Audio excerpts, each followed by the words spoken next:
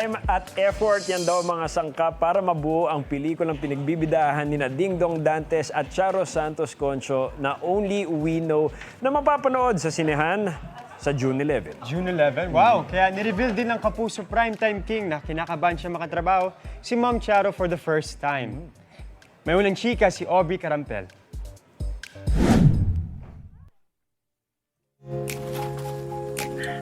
Rare pairing and not a usual love story ang pelikulang Only We Know na unang pagsasama sa big screen ni Kapuso Primetime King Dingdong Dantes at Charo Santos Concho.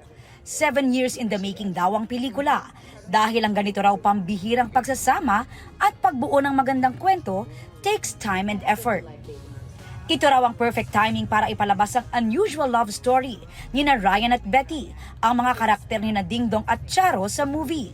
Si Dong aminadong may kaba na makapareha ang veteranang aktres at former TV executive. Sa wishlist ko ang makatrabaho. Siyempre si Ma'am Charo.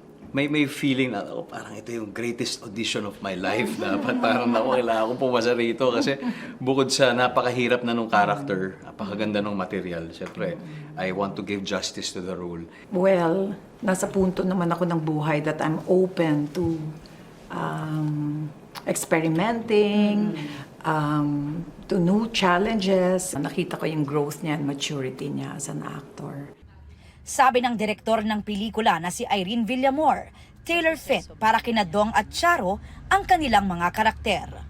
Sila na yung from the beginning kasi parang yun nga, merong opportunity na nagsabi na why not silang dalawa, ganyan. Tapos nung inisip na yung kwento, conceptualization parang sila na yung... Ano naman kaya ang say ng Mrs. ni Dong na si Marian Rivera na isa sa mga unang nakapanood ng Dong Cha movie? Sabi niya, this is a beautiful film. Sabi niya, maganda tong kwento. Especially coming from a woman. Kasi malakas at napakaganda ng portrayal ni Betty.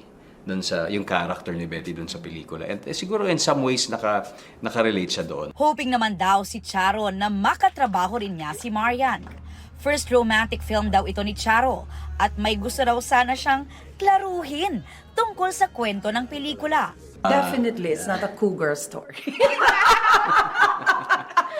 I want to set the record straight. Diba? It's not a cougar story. May line pa nga ako. Hindi ko siya mommy. Hindi ko siya mama. Wala siyang label yung kung anong klaseng kwento siya. Kasi definitely, nasabi mo pag May December, parang hindi namin siya kinakahon sa ganun. Kaya mas gusto namin na ma-experience talaga nila kung ano yung magiging journey ng characters na ito. At kung may ma-share silang only they know about the movie, ano kaya yun? What is it that only you know on set or in the movie that you can share to us? That we can share. Mayroong mga scenes na wala doon. Kasi kayo na lang mag-iisip. Ito ang unang balita. Aubrey Carampel para sa GMA Integrated News. Igan, mauna ka sa mga balita, mag-subscribe na sa GMA Integrated News sa YouTube para sa iba't ibang ulat sa ating bansa.